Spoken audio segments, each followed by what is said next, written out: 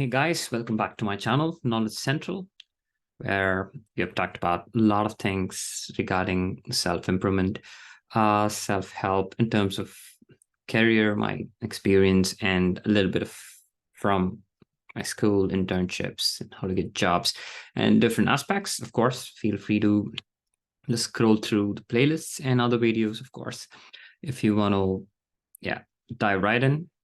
About this is mainly short actionable insights on different self-improvement books and I come across, and it's mostly a specific genre where you either talk about health, mainly mental or physical health, and of course motivation, habits, and mostly surrounding these concepts. And the idea is also targeted from different points, different actions, because any book, if we take, for example, about developing a new habit, one book might give a certain perspective, other book, different perspective. You can definitely mix, blend, and start incorporating whichever works best. And the idea is to just take a few points and then put it in your life and see how it gives a long-term benefit. And that's usually the case.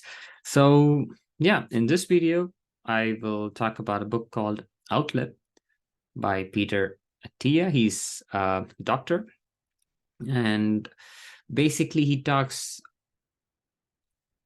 not about why not to use medicine, but irrespective of medicine, we can always try to make ourselves more healthier before even something comes up. It's this more like being proactive, like already taking in charge of your life, your body, your mind, and making sure it has a long-term benefit. And most of the self-improvement books is going to have a long-term benefit, like 5, 10 years down the line, 20 years down the line. And anything you get in short term might not be that healthy, especially to do it repeatedly, right? So it's a pretty nice, straightforward, simple book. And also the main idea of creating videos like book summaries, where you can also get a gist or the glimpse of the ideologies behind the book, and already try to incorporate a few things. And in this video, I'll be giving 3 actionable insights where you can literally, put it in your mind, put it in your backpack, and start using it readily. Actually, right now, you can literally start changing or making an impact in your life, right? So let's move on. And as usual, I start with the best quote, favorite quote from the author, where here he tells, in today's unhealthy society, quote unquote, obviously, there are different things in, television, movie, you hear it from people, there are a few things which might be harmful. So in today's unhealthy society, normal or average is not the same as optimal, right? So even being normal, ordinary, sometimes literally depreciates, especially when you do it for a long run, and might have a huge impact in a negative way in the long run. So that in itself is not important. So we need to be a little more than average, more than normal, right? Already taking care of different things, which I'll talk on this video. So the first actionable insights is we need to move, right? And the idea is to keep this movement long run, right? You need to still be able to walk. You need to still be able to function normally at the age of 70, 80, 90, let's say 100 as well, being optimistic. So just think about, what are some moments you still love to do when you're 100, right? And I mean by 100 is really optimistic, and this itself changes our perspective, right? So we might be 20, 25, 30, 40, I don't know how much, but we have a long journey ahead, right? And the sad part is at the age of 70 or 80, sometimes it's super hard to do something to improve our life, right? It's already a done deal. But if you start today, if you're young, and it doesn't matter, 20, 30, 40, still, that can be a huge impact if we start focusing on our health, right? So make sure to just think about some moments you want to do when you're 100. Already start doing it today, right? So the exercise you dream, but never do, is something which is not going to give any benefit, right? So exercise you do on a daily basis, no matter how small, is everything, and that accumulates, that compounds, and at the end of the year, 2 years, 3 years down the line, you would see the impact. But of course, when you hit the gym, come back, see the mirror, you won't see anything. And that's obvious, right? So take a small amount of movement, just keep doing it. The best is to keep improving on it, but at least, as small as a 10-15 minute walk would do. Start with that. Simple as that. So it's never too late to learn. And not doing anything, it's also a mistake. And that's why I put it. So just start something small. Trust me on this. And of course, on the book, where it tells about few movements, keep doing it in long run. It's going to have an amazing impact, right? So we need to keep moving. 2 is about the food. And this is another important thing where it seems really obvious, seems normal, but we don't have a lot of control, right? And the idea is, of course, if some of us have routine, and if you're already having, really good amount of calorie awareness, like how much calories you're eating, what are you eating, how much macronutrients are there, which is really important, like proteins, carbs, vitamins and minerals. It's really the key, right? And I would say in this book, he also talks about 3 restrictions where we need to keep in mind, right? And in this case, always less is more, right? But the idea is to also get the minimum, or at least, the required amount of macronutrients as well. But the problem or the difficult part is actually not overeating, right? Sometimes, especially when you're trying to, lose extra body fat, you need to be in calorie deficit. For example, you need to take in less calories than you burn, right? So you burn more calories. But at that phase, I've been there. It's one of the most challenging phases because you're always hungry. Like, you'll always be hungry. I mean,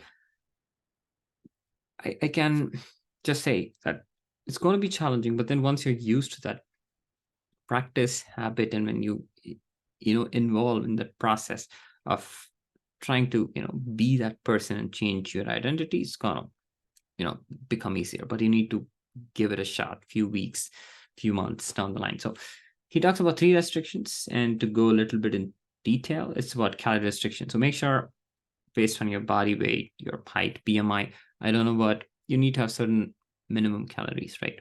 And minimum macronutrients. Be aware of that. Try to eat that. And the idea is to also burn more than you eat. That's simple as that, to gain extra, to lose extra body fat. And there's no huge rocket science behind it. And I've seen a lot of my friends, my mom's friends, colleagues, they do a lot of cardio, they walk, they cycle, but they still don't lose that extra body fat. Why? Because they're also simultaneously eating more, right? So the idea is to be in calorie deficit, period. And you cannot target fat loss at a specific part. It's an overall body, and it's going to take time to reduce.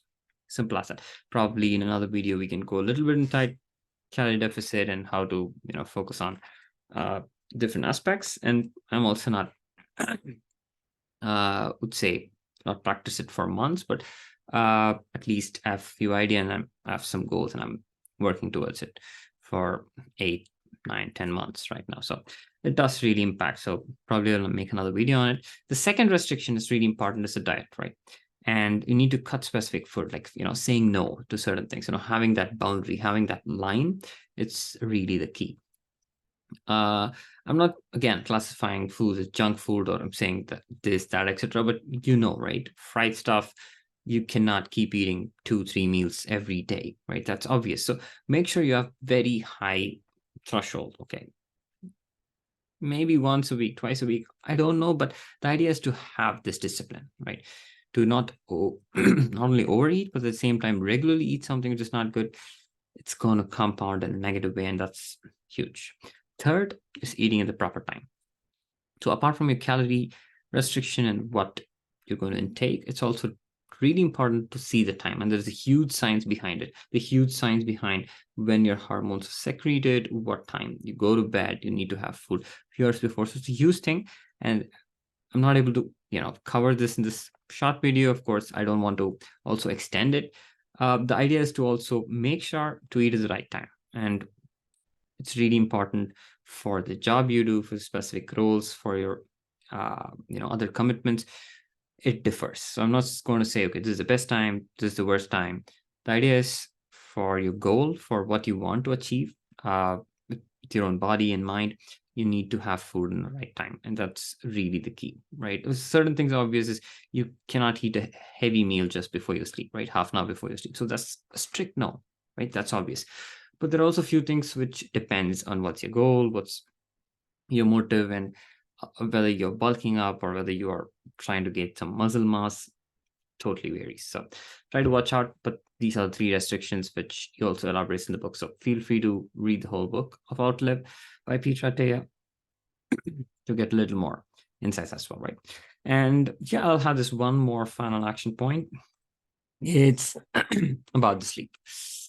And yeah, sleep is something which is like a gold, which we don't realize it. And I follow a lot of sleep scientists, I follow a lot of sleep psychologists, where they speak tons about how we need to minimum have a 7 to 8 hours of sleep. And that itself is going to have a lot of, stress busters. It makes your day better. It makes your mood better. It makes your hormones secrete properly. It gives your body rest. I can keep going. So please try to get the right amount of sleep, and definitely in a specific period of time, right? When the sun sets.